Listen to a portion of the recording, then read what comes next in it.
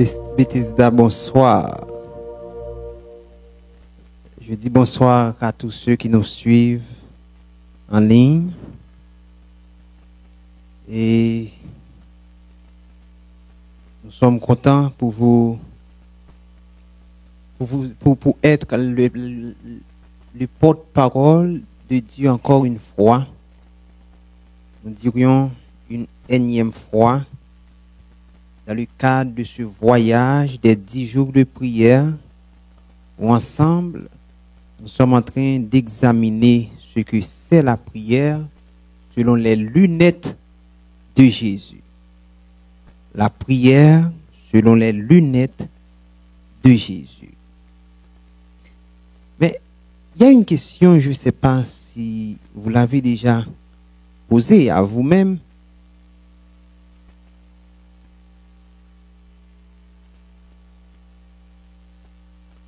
Jésus est celui qui intercède pour nous dans le ciel. Et depuis sur la terre, il savait qu'il allait jouer ce rôle. Et pour faciliter la tâche, il nous a enseigné comment prier. Imaginez, mes frères, que nous devons aller auprès d'une ambassade, je ne sais pas, un consul. Et le secrétaire de ce consul nous a dit, voici comment nous devons nous habiller le jour J, ce que nous devons apporter comme document et le langage à tenir. Le secrétaire du consul qui nous a donné ces informations. En tant que mon intelligent que qui ça nous a fait?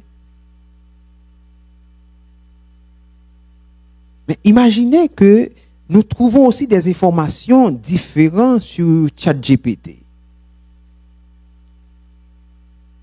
Entre l'information du secrétaire et l'information de ChatGPT, lequel allons-nous choisir? Les informations du secrétaire. Mais c'est comme une analogie à ce que Jésus a fait.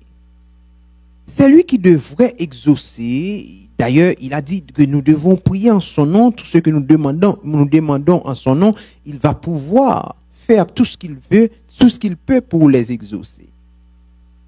Il nous a donné la marche à suivre. Voici comment vous devez prier.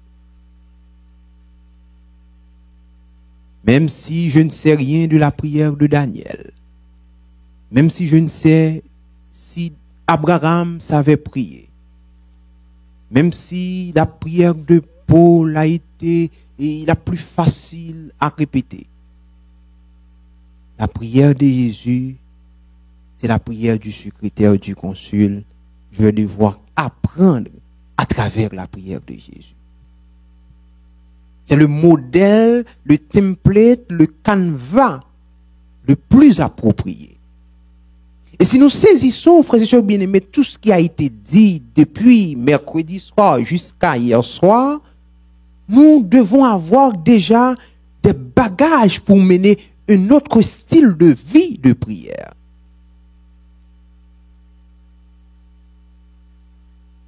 Mais quand vous priez, hier soir ensemble, nous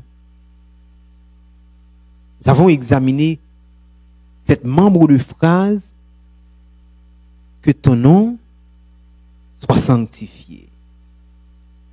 Et nous avons terminé, frères et sœurs bien-aimés, avec l'emphase de Paul dans 1 Corinthiens quand il dit nous sommes en spectacle aux hommes et aux anges.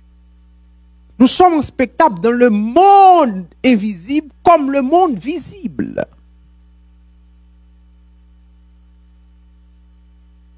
Et nous comprenons ce que nous faisons par devant les hommes qui nous voient, qui peuvent nous juger. n'est rien par rapport à ce que nous faisons que les anges, les esprits seuls peuvent nous voir. Et autant être prudent par devant les hommes pour ne pas faire n'importe quoi, c'est aussi, nous devons encore beaucoup plus prudents quand nous sommes seuls. Parce que non, la façon de nous sanctifier le nom de Dieu par devant le monde invisible est important.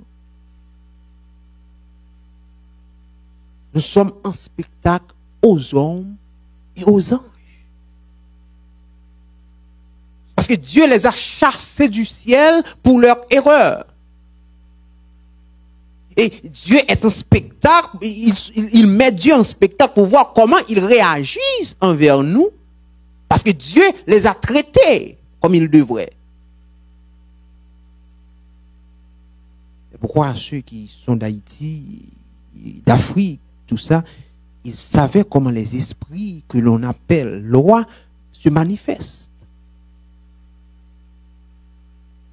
J'avais des parents, des proches parents qui avaient ce qu'on appelle les guinées. Parfois, quand nous, les enfants de mon père, nous approchons et là où ils sont, ils disent non, ti vivant ça yo, ti chrétien ça yo, mettez au dehors.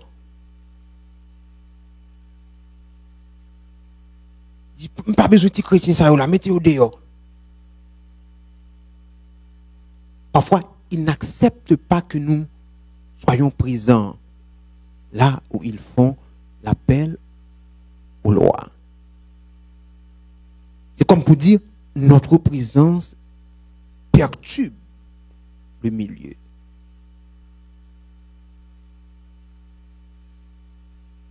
Et comment, quand est-ce que nous sommes là, ces mêmes esprits, ils savent que nous ne devons pas être là. Comment pourraient-ils nous reconnaître? C'est parce que nous sommes sous leur phare chaque jour. Ils nous lisent. Et voilà que, chrétiens, nous pensons que nous vivons pour les membres d'église. Si les membres d'église ne sont pas là, nous pouvons faire ce que nous voulons.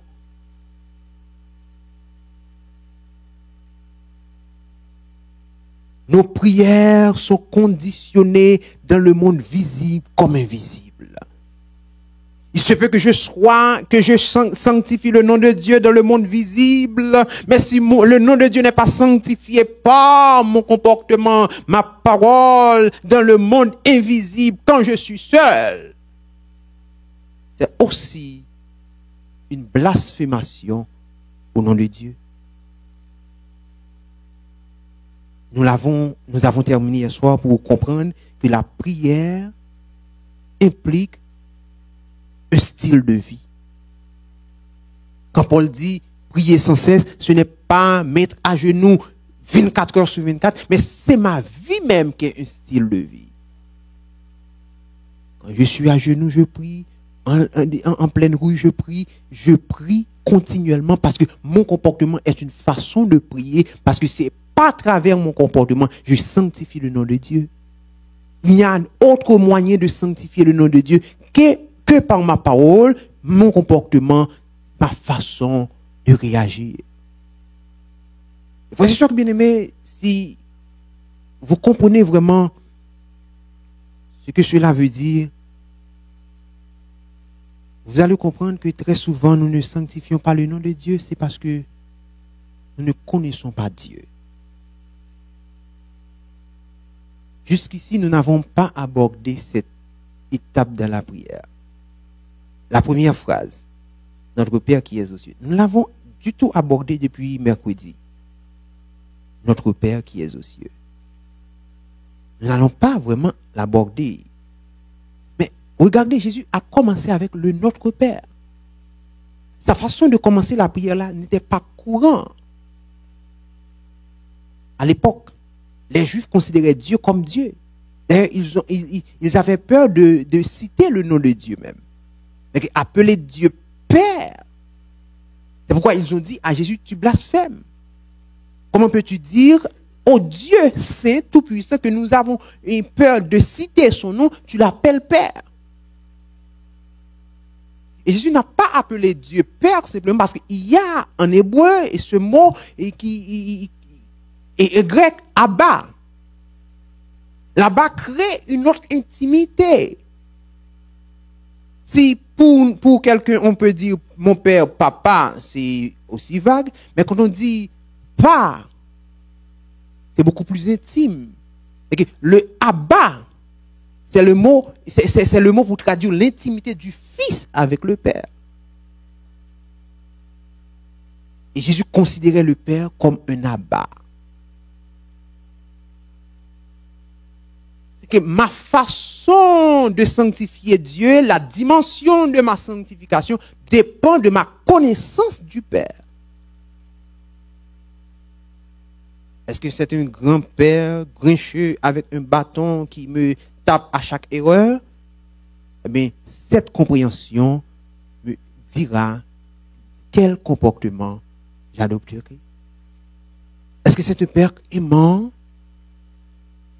Mais toutefois, c'est à travers la parole qu'on va pouvoir comprendre quel Père nous servons. C'est pourquoi Jésus ne nous laisse pas dans l'ignorance. Dans Jean au chapitre 17, au verset 3, avant de commencer sa prière, il a fait cette déclaration.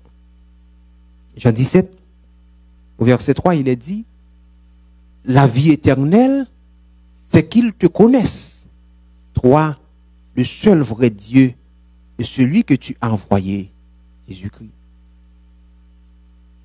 Frères et sœurs, Jésus dit, la vie éternelle résume en cela. Chercher à connaître Dieu.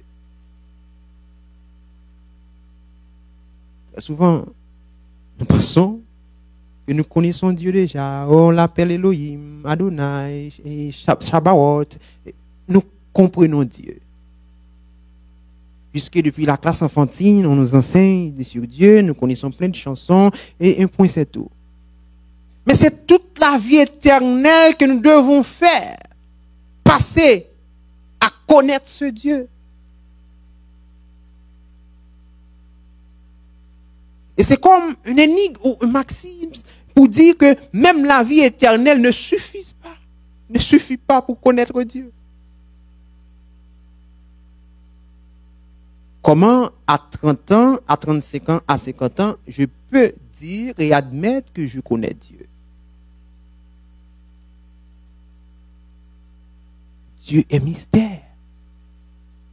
À mesure que nous approchons de ce Dieu et que nous découvrons une autre dimension, nous voulons encore connaître.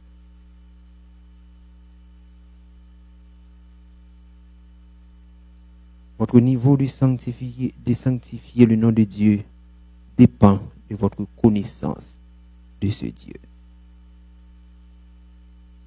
C'est pourquoi je vous dis encore, le niveau de ma prière n'est pas le niveau de la prière de mon frère.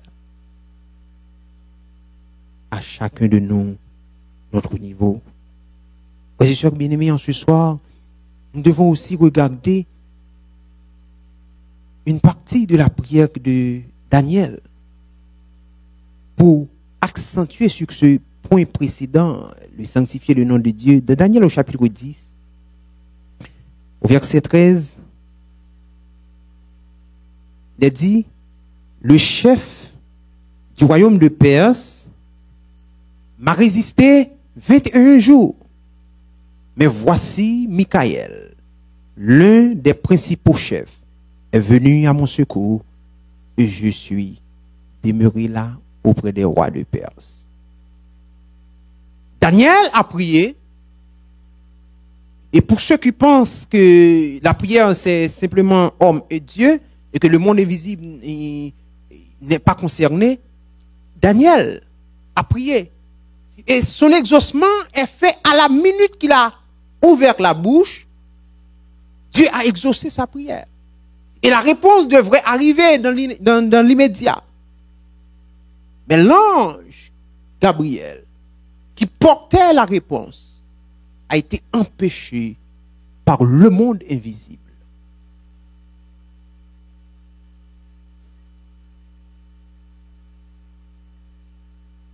pendant 21 jours.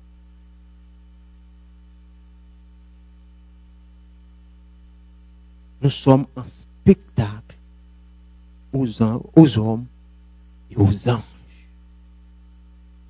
Nos prières concernent le monde visible comme le monde invisible. C'est pourquoi la sanctification du nom de Dieu devrait être faite dans ces deux milieux. Je sanctifie Dieu par mon comportement dans le milieu des hommes. Aussi, je le fais par devant le monde invisible. C'est pourquoi la prière, frères et sœurs bien-aimés, quand vous comprenez vraiment depuis mercredi soir, nous parlons, quand vous comprenez vraiment ce que veut dire la prière, vous allez voir que c'est quelque chose de l'intelligentsia. C'est-à-dire que je fais une mauvaise journée, je vais aller me faire dodo. Je peux pouvoir faire de l'intelligentsia avec le monde invisible. Je donne l'impression que je suis fatigué, que je ne suis plus du tout en mesure de prier et je me suis allongé. Mais dans mon cœur, je dis là, je te prends. Je prie. Et je laisse des batailles. Et c'est ce que Moïse a fait sur le mont Horeb. Que Satan est allé réclamer son corps. Parce qu'il a vu, Moïse a péché, il n'a jamais pris le temps de confesser ce péché. Pour lui, Moïse a une dette. Mais la prière est toute une intelligentsia.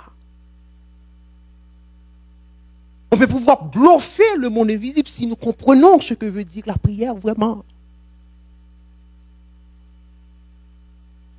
Oui, je prie à genoux, je prie debout, je prie sur le volant, je prie en travaillant, je prie à différents niveaux. À différents niveaux. Parce que la prière, si nous comprenons, nous met dans un combat.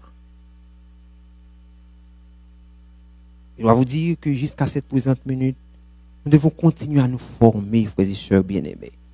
Et jusqu'ici, on aborde la prière sur un thème assez générique. Si on devrait aborder la prière dans le cadre de cette épine dorsale de l'Église adventiste qui est la doctrine du grand conflit cosmique, le Notre Père aussi a une portée sur le grand conflit cosmique. Et quand nous comprenons le grand conflit cosmique, nos prières, va pouvoir changer.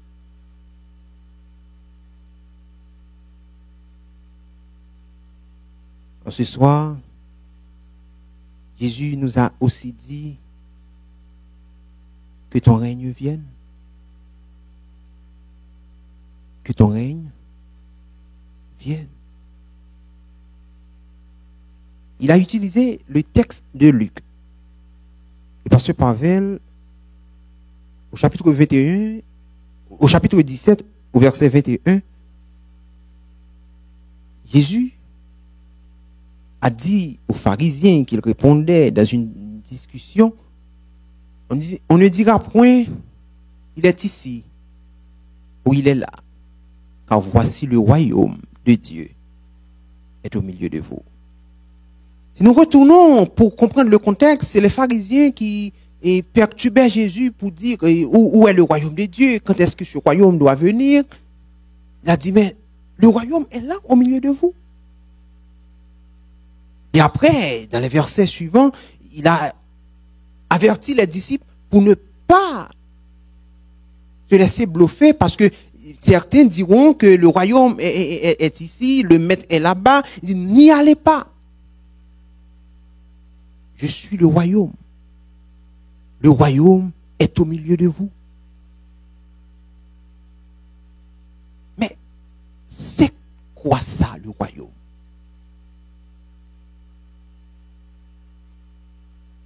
Mes sœurs bien-aimés,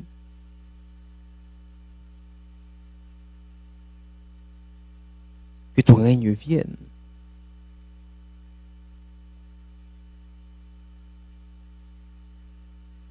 Très souvent, selon la façon dont nous avons reçu l'évangile, les enseignements du passé, avec de mauvaises interprétations, les compréhensions des enseignants bibliques du passé nous a laissé un très mauvais patrimoine.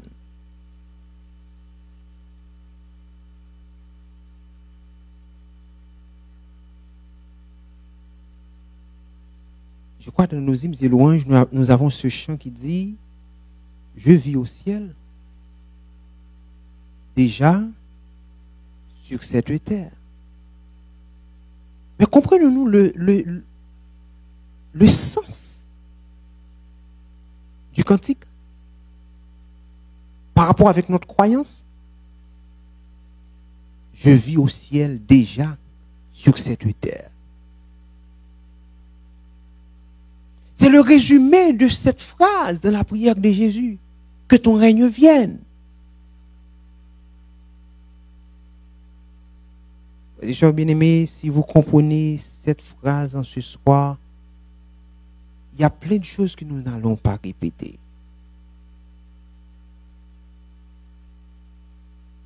Nous avons été instruits, surtout en Haïti. On nous dit, la terre, pas la caille moins. Sinon, ciel l'an pralé. Et cet enseignement a fait que nos comportements s'y adaptent. La terre pas la caille moins, ça vient faire à ce que nous faisons tout ce que nous ne devons pas faire et nous, en tant que chrétiens qui disons que Dieu est le créateur, nous travaillons à la destruction de cette planète. Tandis que nous prions chaque jour que ton règne vienne. Contraste. Paradoxe. Que ton règne vienne. Jésus l'explique dans Luc 19.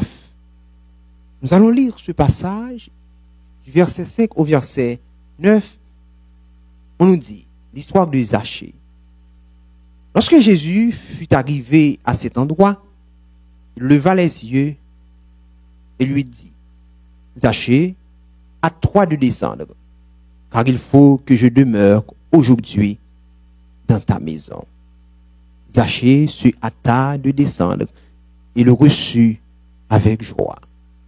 Voyant cela, tous murmuraient et disaient, il est allé loger chez un homme pécheur. Mais Zachée, se tenant devant le Seigneur, lui dit, voici, Seigneur, je donne aux pauvres la moitié de mes biens. Et si j'ai fait tort de quelque chose à quelqu'un, je lui rends le quadruple. Jésus lui dit, le salut est entré aujourd'hui dans cette maison, parce que celui-ci est aussi un fils d'Abraham. Le salut est entré aujourd'hui dans cette maison. Mais avant, il a dit à Zachée que je dois demeurer aujourd'hui chez toi. Ce que nous devons comprendre, frères et sœurs bien-aimés, c'est que la présence de Jésus signifie que le royaume aussi est là. Et regardez la démarche. Avant que Jésus pénètre la maison de Zachée, il n'y avait pas de royaume. Mais quand Jésus y est présenté, le royaume est là. C'est pour vous dire, frères et sœurs bien-aimés, si Jésus habite dans vos cœurs, le royaume est là. Et l'autre principe que nous devons retenir en ce soir, c'est qu'il y a un principe. Personne ne peut entrer dans le royaume si le royaume ne vient pas chez vous. Le principe veut que le royaume vienne d'abord chez vous et que vous, en retour, vous y allez. Vous allez dans le royaume après. Et c'est littéral. Il faut que Jésus demeure chez la personne, le croyant, et que cette personne, dans sa persévérance, dans sa course chrétienne, bientôt Jésus va venir lui chercher pour pénétrer son royaume. Et quand Jésus dit que nous devons prier que ton règne vienne, c'est que nous devons prier à ce que Dieu habite nos cœurs. Nous allons établir son royaume sur cette terre et bientôt il va nous prendre dans son royaume la cour. Mais le royaume, je ne sais pas si vous le saviez, le royaume de Dieu n'est pas un royaume céleste éternel. Le royaume de Dieu est un royaume céleste 1000 ans. Mais en partie, mais le royaume éternel de Dieu est un royaume terrestre. Et à partir de là, nous devons saisir une chose. Dieu aime être beaucoup plus en compagnie des hommes que des anges. Je ne sais pas combien de temps l'éternité a commencé. En théologie, il y a deux mots pour parler de l'éternité. Une éternité avec un commencement et une éternité sans fin. Une éternité sans commencement et sans fin. Je ne sais pas depuis quand l'éternité a commencé. Mais remarquez, Dieu, quelle que soit la définition de l'éternité n'a pas de fin. Dieu a commencé son éternité avec les anges. Mais que ça a fait 60 000 ans jusqu'au millénium avec les anges, la fin de cette éternité qui est sans fin, il passera cette éternité où? Sur la terre. Que Dieu aime être en compagnie des hommes beaucoup plus que d'être en compagnie des anges. Parce que toute son éternité sera sur la terre. Et quand Jésus nous dit de prier que ton règne vienne, cela a une portée non seulement littérale, mais spirituelle. Frères et sœurs bien-aimés, remarquez une chose.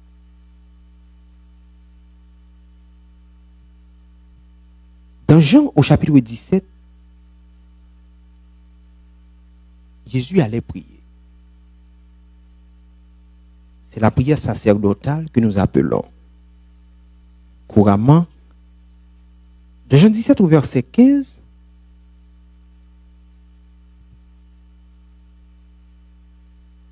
il est dit, je ne te prie pas de les ôter du monde, mais de le préserver du mal. Ils ne sont pas du monde, comme moi, je ne suis pas du monde. Nous retournons sur verset 15 là. Je ne te prie pas de les ôter du monde. Mais mes frères, si la terre n'est pas notre demeure, pourquoi Jésus prie au Père de ne pas nous ôter du monde?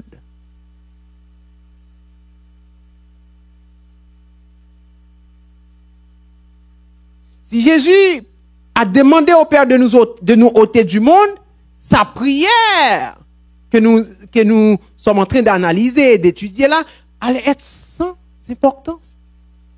Si nous sommes ôtés du monde, comment le règne de Dieu?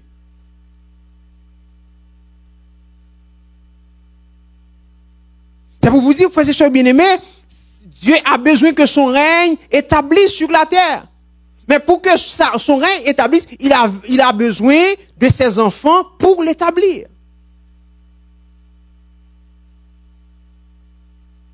Si nous sommes plus sur la terre, si nous sommes plus dans ce monde au XXIe siècle, si l'Église adventiste, si les chrétiens de Bethesda ne sont pas à Montréal en cette année de 2025, le royaume de Dieu ne va pas s'y établir. Dieu a besoin de faire quelque chose à Montréal. Mais il a besoin de tous ces enfants qui prient, puissent demander et recevoir le royaume.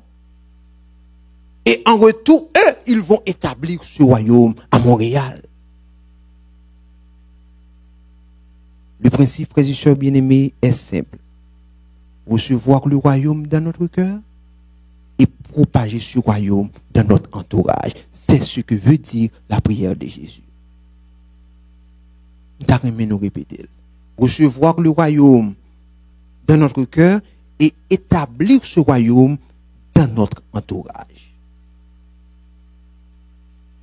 Et remarquez ce qu'il a fait avec Zachée. Jésus est venu chez Zachée. Le royaume est dans la vie ou dans la maison de Zachée. Et à la minute que fait Zachée, il a pris tous ses biens, les a distribués aux pauvres.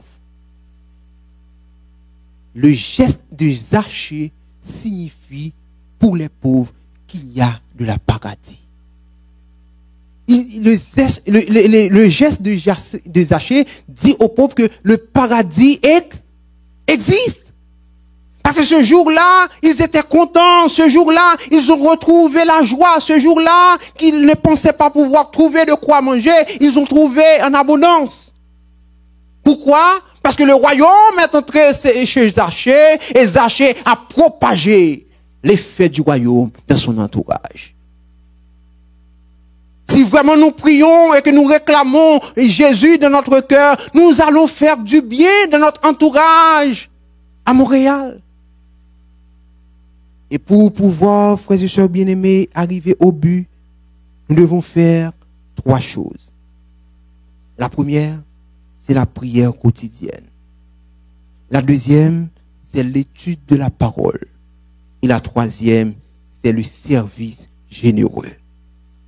Sans le service pratique, que très souvent nous appelons l'évangile pratique, personne autour de nous ne verra le royaume de Dieu. Dieu demande à ce que le royaume vienne. Cela devrait pouvoir venir sur 2 formes. Dans nos cœurs, nous qui sommes ses enfants, et que cet royaume nous accorde la paix, la joie, tout ça, mais nous allons propager ce royaume par des gestes, des services généreux à nos entourages.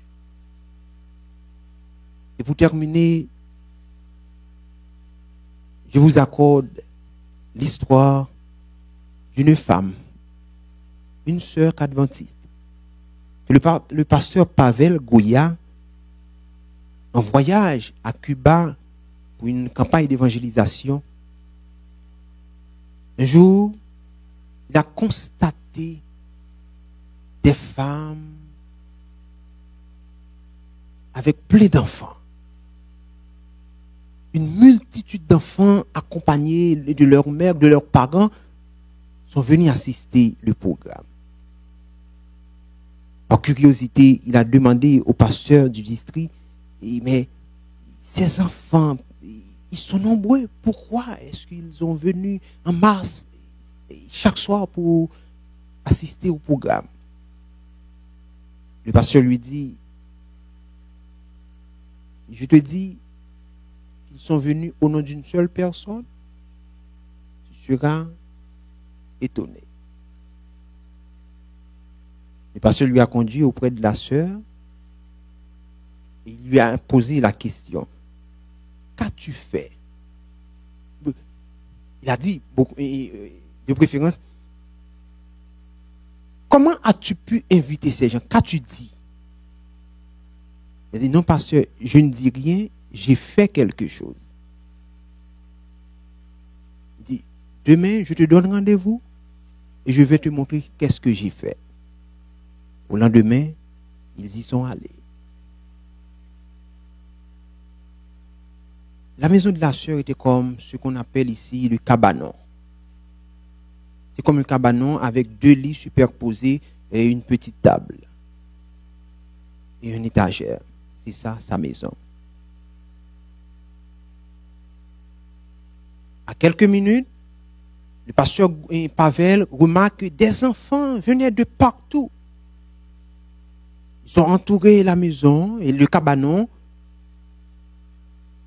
Et la femme les a salués, il a chanté avec, ils sont tous assis par terre. Il est entré, il a pris ce qu'on appelle des conserves, elle est sortie, elle a aligné, arrangé les enfants, elle a donné à manger du riz. Il était au nombre de 200 enfants. Et tandis que les enfants mangeaient, maintenant, il était en train de parler avec le pasteur Pavel. Il dit, qu'est-ce que j'ai fait? La plupart des parents de la zone ne travaille pas. Mais Dieu m'a donné la chance, dans ce quartier, de pouvoir trouver un travail. J'ai réservé une partie de mon salaire pour nourrir les enfants du quartier. Et c'est comme ça, je les parle du royaume de Dieu. Même comme ce sont des enfants, ils ne vont pas pouvoir avoir la concentration d'écouter et de capter. Après avoir mangé, il les raconte des versets bibliques, des histoires bibliques, et il leur donne comme devoir, pour capter l'histoire, d'aller raconter ces mêmes histoires à leurs parents. C'est ainsi, frères et sœurs bien-aimés, à chaque fois que les enfants quittent sa cabanon, ils partent pour raconter l'histoire. Et les parents sont devenus attentifs à l'histoire à travers les enfants, et le royaume des cieux a capté leur cœur. Elle a dit que tous les voisins l'aiment, l'adorent et sont attentifs à sa voix. C'est le seul moyen que j'ai pu trouver pour prêcher le royaume de Dieu. Il a dit, ça m'a donné la joie. Dieu n'a pas seulement utilisé, n'a pas seulement nourri les enfants, mais ça m'a donné la joie. C'est comme un ministère pour moi. Voilà le résultat, voilà ce qu'elle a fait, qui a donné tous ces gens à la campagne comme assistants, comme participants. Frères et sœurs bien-aimés, il n'y a pas de plus belle histoire pour vous expliquer comment le royaume des cieux va pouvoir établir sur la terre. Zachée l'a démontré. Une fois que Jésus a pénétré sa maison, il est allé distribuer aux pauvres. Et ces gens ont reconnu que vraiment Dieu existe. Et de même pour cette sœur qu'on n'a pas donné le nom, les gens de son voisinage reconnaissent qu'il y a un Dieu qui existe. Et tandis qu'il leur donne l'avant-goût du ciel, ils se préparent pour entrer dans ce royaume éternel pour de vrai. Ils ne travaillent pas, mais chaque jour leurs enfants ont reçu de la nourriture parce qu'une personne a reçu le royaume de Dieu et l'a établi dans son entourage. Que ton règne vienne, c'est quelque chose d'intangible. C'est recevoir Jésus dans nos cœurs et faire des services généreux au milieu des gens qui souffrent, au milieu des gens qui sont dans la désolation, au milieu des gens qui sont en nécessité, qui sont des nécessiteux. Établir, frères et sœurs bien-aimés à Bethesda, des programmes pour pouvoir établir, répandre le royaume de Dieu. Et à partir de là, vous trouverez la joie. Comme Zachée a trouvé la joie, vous trouverez la joie. C'est le secret pour vous donner la paix que Jésus a promis. C'est le secret pour vous donner la joie que Jésus a promis. C'est le secret. Recevoir le royaume et l'établir dans votre entourage. Et vous verrez comment vos prières seront des prières efficaces. Que le Seigneur vous bénisse.